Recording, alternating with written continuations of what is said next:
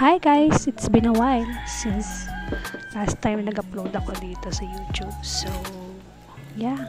And ito, mag-open tayo ng isang parcel na hindi ko na-expect. Naglito pala siya kalaki at kabigat.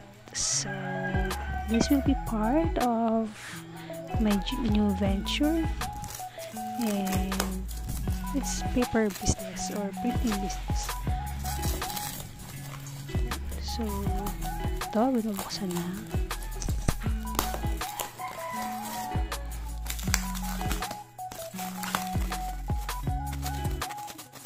Okay, fast forward na natin kasi matagal-tagal na bukasan to at madaming bubble wrap and cling wrap.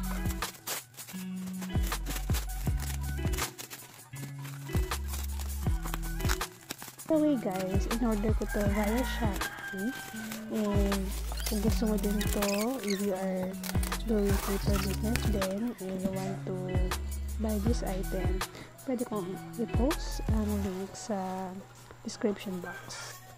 So ito na nga, nabuksan na yung box and makikita niyo sa taas, and that is the handle of the cutter mismo. Nag-iisip pa kung paano siya lalabas kasi malaki nga at mabigat. So this is the ring cutter. Since ito ay tatawag na ring cutter, kaya na mag-cut ng isang ring ng bond paper. But so far, hindi ko pa na-try ang isang ring talaga. So ito nag-iisipan talaga kung paano siya i-out sa box. And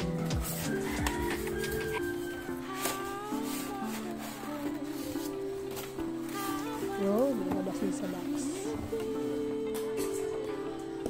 It comes with the tools na kailangan natin, like yung pang-ikot sa tornilyo. Ayan, kung mapapansin yung isang spare or yung isang broken na part, alam namin kung ano yun. But thankfully sa seller, may dala siya or nagpadala siya ng extra na cover ng paa. So, binanta namin. Maybe nabasag yun through shipping or during pagkakarga ng item sa box.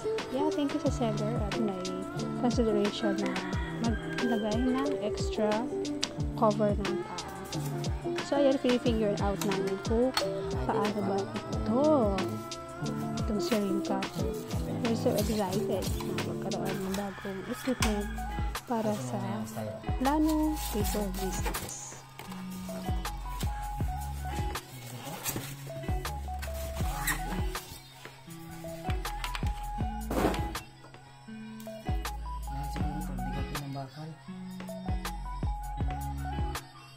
Ito ang hindi natin alam kung saan ito.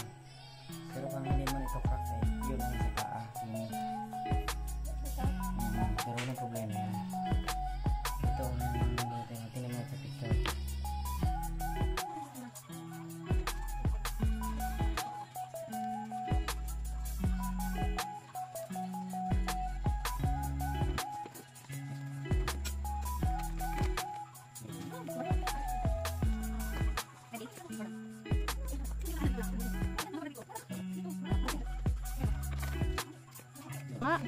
So, ito nga pinifigure out namin kung paano ba talaga siya gamitin. And, yeah, we did a trial and error test sa ring cutter nito. And, so far naman, it's working good. Ito nga, tinatesting ko siya sa chipboard.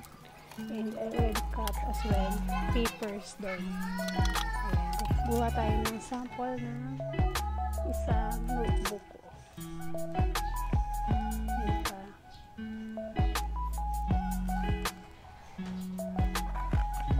Pantay-pantay na ang size ng ating mga notebooks.